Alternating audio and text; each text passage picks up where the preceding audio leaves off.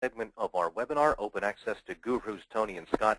So each question that you submit will receive 2 or 3 perspectives, and we do have a number of great questions coming in now, but there's still room for a few more. So enter your questions into the text field of the webinar panel, and I'll be pleased to read them aloud for myself, Tony, or Scott.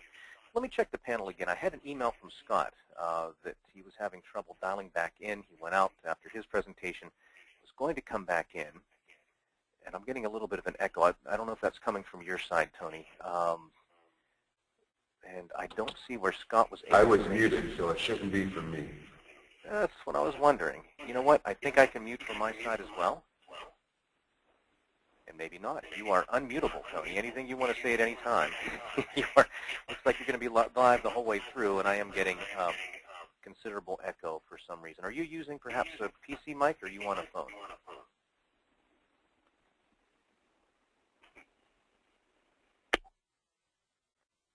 That seemed to work. Whatever you did, Tony, fantastic. Nope, I still got my echo. All right, well, we'll jump into the Q&A. And we've got some, like I say, good questions coming in so far. Pablo asks, along with Ibrahim, 2 related questions here. One of them is, how can I download the webinar later? As well as will we have access to the PowerPoint presentation. For this event, we want to encourage live participation. So we do not record the event or share the PowerPoint slides. We do welcome everyone to come back to the event. It is offered live monthly, and that is the reason. We want your live participation. So no, the event will not be recorded and posted. We will offer it monthly. So do stop back if you'd like to participate again, or if you think of questions you'd like to pose in the Q&A segment, do come on back. Next question is, and I hear another one on here. Scott, would that happen to be you? Yes. Yes, excellent. All right, and I think Tony might be trying to dial back in because we were getting some echo. When we bridge everybody together at the same time for the Q&A, sometimes we get some of these effects. So appreciate the group working with us on this. All right. Eldar asks, what books can you recommend for investigators? So what are good books for beginners? Can I put that out to you, Scott? You sure can. I'd like to clarify a little bit in terms of what we mean as investigator. Investigating the whole discipline of data mining and predictive analytics, or more security kind of situations. If you can... Yeah, I can take a guess at that. And Eldar, we can read your question live, so if you want to type in or clarify. But I'm pretty sure Eldar is referring to investigators that I put in the very first poll, which means it's even prior to be a beginner. So they're just starting to investigate the practice before they put a toe in the water. So it's almost a pre-beginner, and Eldar did verify that. Sure. I'll tell you what I'll do. I'll send Eric a list of books, and then he can forward those to you or anybody else that wants them. Fantastic. That'll be great. All right. Tony, I had you muted. I thought maybe you dialed out and came back, or didn't come back in yet. I just unmuted. You still with us? I'm still here. I didn't go anywhere. Okay, great. Anything you want to add for the books? At this point, Eric, I think you have the list available. I struggle with recommending books for investigators, largely because most of the books and most of the publications that are out there are geared towards an academic environment and towards algorithms, and there's not a whole lot available on real-world development experience. And I think the books, I think, tend to lead people in the wrong direction. My suggestion would actually be for those people who are investigating to download one of the open source software packages that are available and look at the documentation, look at the example data sets, and get a feel for how this type of analytics works in the context of the conversation that we had today. Keep your focus on how do you make these deliver business value. Sure. No, that's great advice. I would recommend one book that I think aligns pretty well with our philosophy and is very strategically based. It's written from an introductory point of view, and that would be Competing on Analytics by, I'm drawing a blank here, Davenport, right? Tom Davenport? Yep, Tom Davenport. Right, yeah, and that would be, I think, a great book to start with that puts you in that strategic mindset before just diving into the data. Pablo asks, could you please expand on the role of the the domain expert versus the data specialist? I think, Tony, this relates back to your team illustration where you had the domain expert and the data specialist. Can you talk a little bit about how they differ and what their roles are? Oh, absolutely, and I think this is a critical distinction and something that's probably one of the most important conversations today, because far too often this is viewed as a technology solution where we focus on the data specialist, the IT person, who are looking at big data with massive challenges to handle and organize, collect, and distribute the huge and growing amount of data that we have available. And then we have our quantitative experts. But who gets left out of this are the business decision makers that are currently making the decisions. And we need those people, as we talked about, our definition of who's a one, setting our performance metrics because the math doesn't understand the problems. And we need that person who has the true business understanding being a full-featured, upfront member of these development teams so that we develop projects that truly do deliver business value. The IT folks, the quantitative specialists, aren't the last word on these projects. We're here to support the business decision makers. They have to be a part of the design and development and evaluation of the projects that we do develop. Great advice. Thank you, Tony. Scott, would you like to expand? Sure. I'd like to underscore what Tony just said. There are critical points or junctures when the domain expertise is most important because they supply the most important test of all. You know, Tony was talking about evaluating projects on R squared rather than meeting the objectives or the financial goals that you're looking at. And that most important test that you can learn to apply is what I call the sniff test. The domain experts are the people who come around and go and you present the results to, and or your plan to, and the test consists of, does this make sense? Very important test. Don't underrate it. Like they say, if it don't smell right, right? Don't eat it. All right, Ian asks, what are the top 5 hurdles to overcome when deploying a big data initiative? Big data itself is a much larger area of practice. Our focus is entirely on analytics. Having said that, we have philosophies around analytics and big data to quickly tame that raw volume and variety of data in order to quickly derive value. I'll start a little bit with that philosophy, just scratch the surface here, and then we'll start with Scott to drill a little deeper. And I would say that our philosophy is, even though 90, maybe even 95% of the overall volume of your data may be unstructured, we recommend starting with the structured data for a few reasons. One is it's almost like when I talk about drilling, we'll use an oil analogy. A lot of the richest resources are near the surface and they're easiest to get at. And in this case, or in the case of analytics, that's typically structured data. And we recommend putting the right framework in place and then fleshing that framework with structured data. And that's where you're going to get the biggest bang for your buck, the quickest return, the most powerful return. Is there value in the unstructured data? Absolutely. But it's a lot harder to get at. It's a lot harder to process for analytics.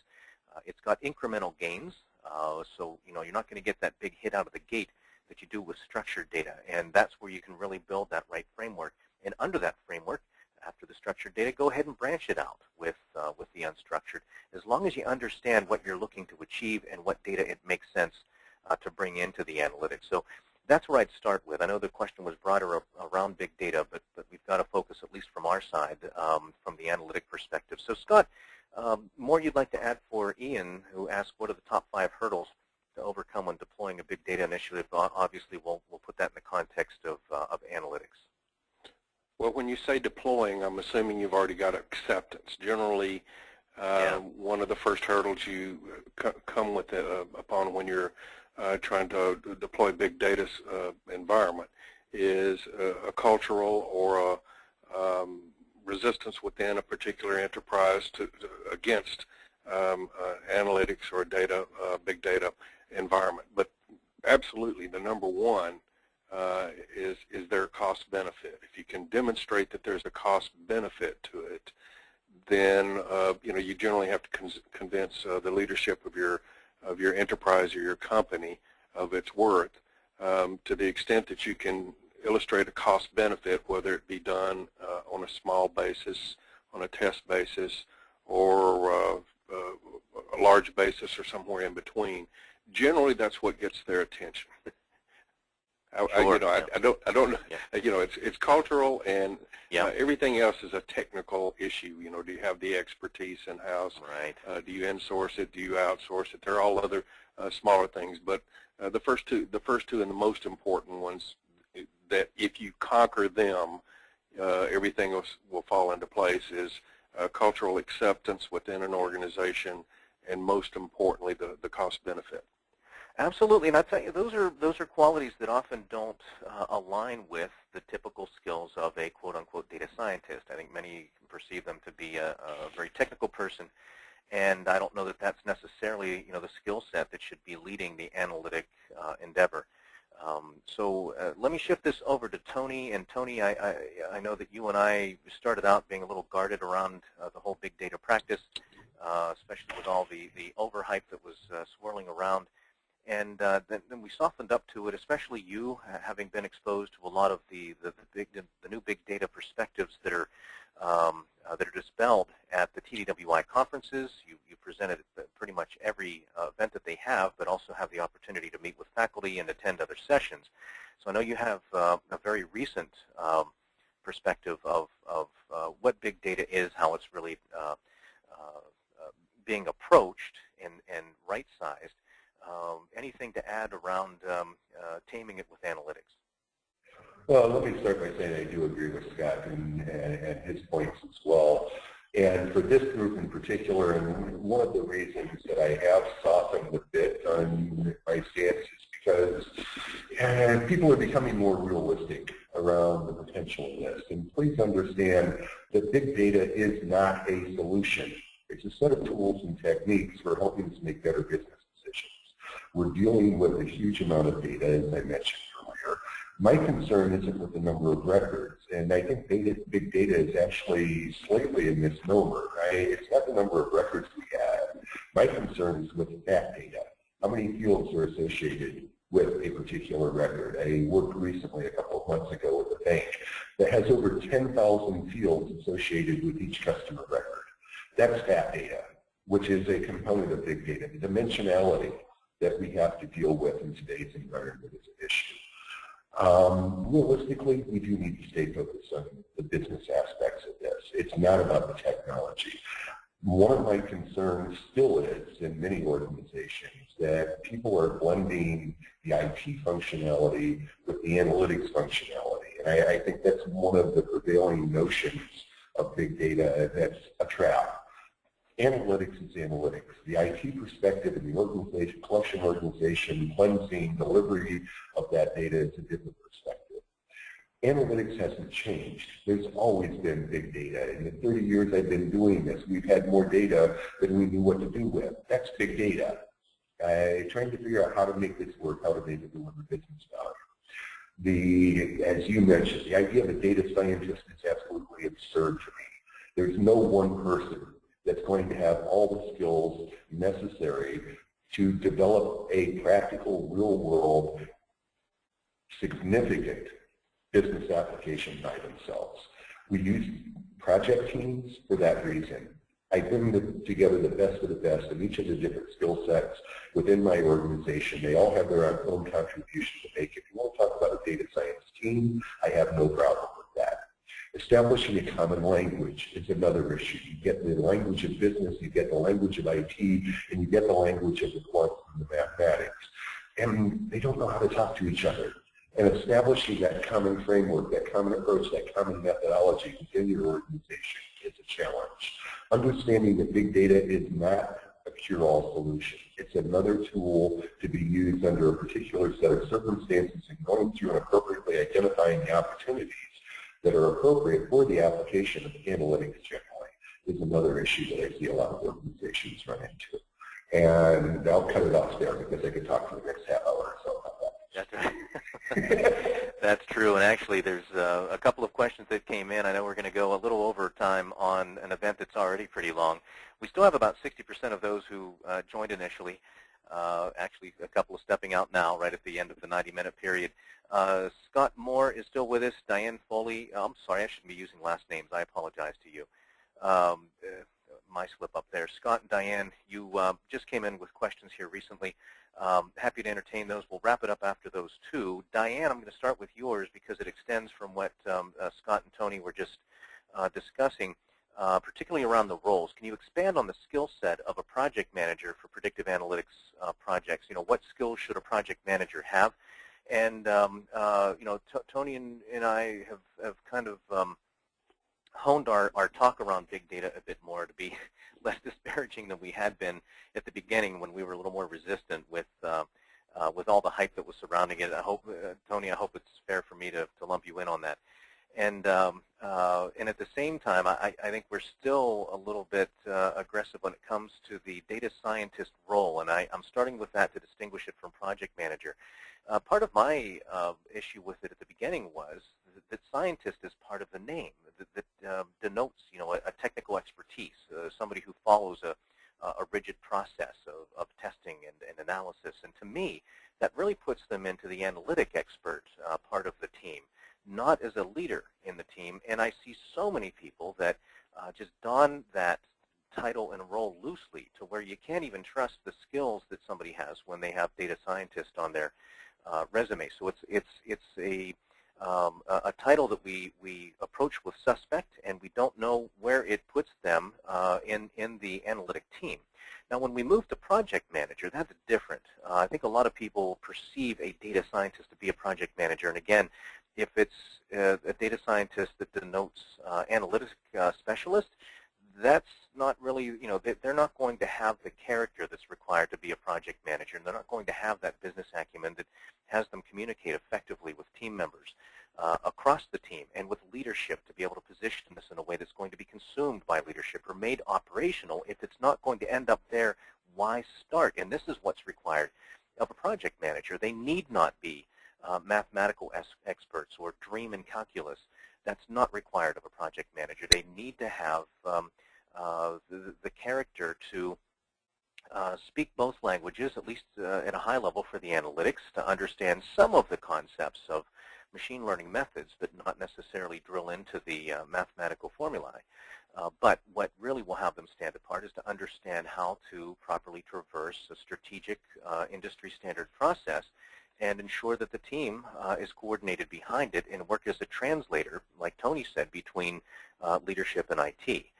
That would be my 2 cents on project manager. Scott, I see you're still with us, and we'll answer your question if you hang with us after this one. Let's start with you, Scott. What do you think about project manager? Anything to add? I know I just did a diatribe here. Well, I'd absolutely echo what you're saying. Project manager is kind of a nebulous term. When I think of a manager, I think of a leader. A leader is not necessarily with respect to an analytics project or a modeling project, someone who has to have modeling expertise. If you think of an orchestra, they're like the orchestra conductor. They make sure that all the instruments are playing together smoothly and are hitting the right notes at the right times. So a project manager could be an analytic type. More often than not, it's not, in my experience, the person. It's the person who's generally responsible for the project's success or failure. So the person doesn't necessarily have to be an analyst. They can be an analyst, but most often, in my experience, they're not. They're similar to the project owner, yes. Or the one level below the project sponsor. Right. Yeah, good point. And like I said in the opening of the webinar, they should be multilingual. I think that's a term that you use as well, Tony, where they can speak fluently across leadership and IT. Would you like to add anything else around roles or project manager, Tony? Yeah, and I agree with you. Not only do they need to be fluent, they need to be competent in all 3 areas. They don't need to be an expert in any of the areas. There's no requirement. It doesn't, for me, and from what I've seen, I get a lot of different people who end up playing the role of the project manager, It's not about a technical skill set. It's not about IT. It's not about the quant techniques. And it's truly not even about business. They have to be able to cross all three domains and cross boundaries and understand the issues and nuances related to the project from all three perspectives. It's a project. It's no different than project management in any other type of project that we're working on, except you do need competency, core competency, not necessarily expertise, but core competency in all three of the perspectives that are going to be represented on that team. It's mostly a management of time and people and resources. Right, right, and that's certainly what makes for a great project manager. And I'll tell you, they're extremely rare. Those are folks that can be commanding the big bucks in predictive analytics, and that's going to be realized very soon, I think, in business. I'm just starting to see more articles and realization across our practice that that's where the key is in getting real results in analytics. We've been preaching this for decades, not looking to be self-touting here, but I'm pleased that the industry just seems now to be catching up on that. That it's not about how accurate your model is. It's achieving business metrics, and that's really what's driven home in that series that we have. And Scott, we've got to reward you for your not our presenter Scott, the attendee Scott. And Diane says, thank you. The multilingual part is good insight. I'm a project manager in predictive projects for Xerox. Thanks for sharing that, Diane, and again, my apologies for the last name. Going back to the attendee Scott, thanks again for your patience. This will be the last question. How much data cleansing is typically necessary if starting with a data warehouse as your source as compared to raw data? I guess what Scott's saying in the data warehouse, that maybe to some extent it's been cleaned up or scaled or transformed to some degree in the data warehouse as opposed to completely raw. Now, Scott, this goes into your area for the tactical play, but I think it's Tony's turn to get first pass at this, and then we'll give you the last word. Tony, anything you'd like to say around data cleansing starting from a data warehouse? Well, and again, starting from the data warehouse perspective, and I think that's an important distinction of the raw data. I have things that I do in the development of my projects that I'm concerned with for my individual scenario. Beyond that, I think one of the mistakes that people make is that they spend too much time, too much energy trying to get their data clean before they start these projects. We're never going to have completely clean data, and especially as we're starting to integrate more data, pull from additional sources, do all of these different things, we're always going to have a mess. We're never going to be ready if ready means having clean data. Then the second thing that ends up happening is people acknowledge that, and they go through and for the project development effort, they clean up their data. That's also a critical error. They go through, it's like sending a teenager to this Primrose prep school in a very clean, safe, secure environment, and then throwing them on the street in some bad part of the world and expecting them to perform. We need to develop our models in the same environment with the same degree of messiness that they're going to face in the live decision-making process. Cleaning your data is a good thing. Better quality data gives us better results. But there's nothing that I absolutely need prior to starting a predictive analytics project. Great considerations. Thanks so much, Tony. Scott, you get last word. If you want more of a tactical consideration around data cleansing for Scott, our attendee Scott. Sure. Well, I'm going to echo what Tony said and then take a little bit of departure at the same time, so I'm going to speak out of both sides of my mouth. Should be an economist, right? There you go. On one hand, data cleansing should be part of, or if we're really referring to data hygiene in a lot of respects, should be part of a fundamental process of maintaining a data warehouse to work with. For example, I work with a lot of people who still do a lot of mail. Mail is still a big, it may not be the sexiest part, but people are still sending out lots of mail. Quite frequently, I will find that we do need to either do it or do it to justify data hygiene for the customer. And the reason why I say that is just to give you one simple example. 1.5 to 2.5% of everybody moves every month. So if you haven't updated addresses on your database, then if you're going to send out direct mail and you haven't done it in a year, you're talking about a lot of mail that's not going to be delivered no matter how good your model is. So, and quite frequently, if you're doing a direct mail program, you will go out and you will overlay or enhance your data with third-party data, where you get age, income, marital status, cluster codes, all kinds of stuff. And if you don't have your names and addresses updated, then you won't be able to append that data. So, really, good hygiene, maintaining data quality should be part of the data warehouse process. However, I do run into situations where it's not done. It's more frequent than not, and so quite often we have to do, or I have to do that type of processing in order to get a model developed with the proper type of data at the right spots. Another example, and I'll just end on this, is sometimes that we've got an aging population in the United States, so more and more marketers are trying to reach out to older people. Well, guess what? People die. So if you've got files out there and you're mailing to a lot of dead people, that's gonna hurt you.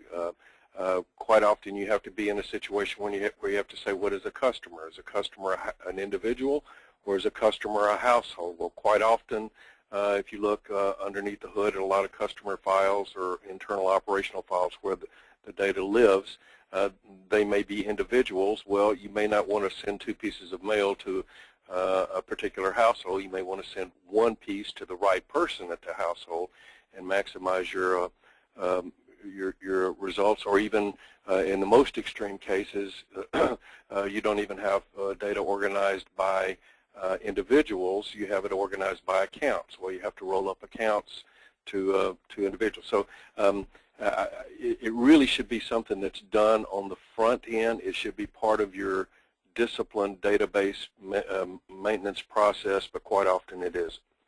No, those are fantastic points, as you always share with great value. I hope that was very helpful to Scott, and I know there's some other ones that come into bridging into the analytics with the data cleansing. There's some uplift modeling techniques where you segment the database into those who are most influenceable. There are those who are going to respond anyway or buy anyway, so they did not necessarily need to be touched. And then there are those who will say, they call sleeping dogs, that if they receive a campaign, it actually reminds them to leave or encourages them to leave. So there are other strategies as well. And this is just a marketing application, but that's where our emphasis comes back to understanding the problem, not just looking for interesting insights that don't tie into the organization's objectives or leadership's motivations. And that's what we're really trying to impress in this event about data mining failure to launch. Is it often fails to launch because of problem definitions, not really that often about the analytics.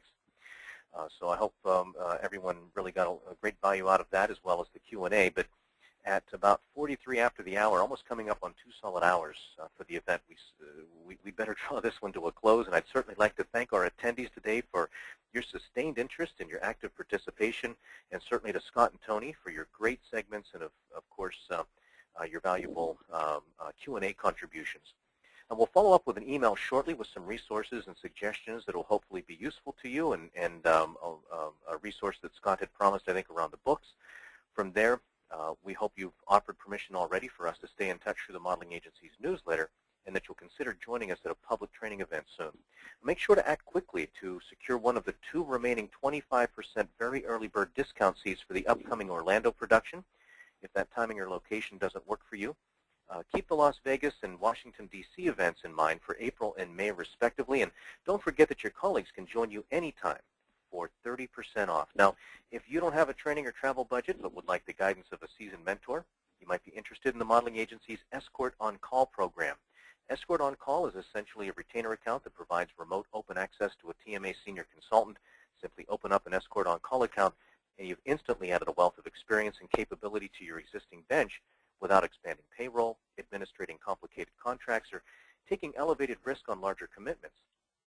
We'll get you the answers you want, guide you through it, show you how it's done, implement any data mining tasks you may wish to delegate, and then remain on call until the next time you need us. And meanwhile, when we're not actively working, you're not paying a dime. So a link to the Escort on Call description page will be among the resources included in the follow-up email. And on behalf of myself, Scott, and Tony, thank you again for attending Data Mining Failure to Launch. Have a very pleasant evening, and this brings the webinar broadcast to a close.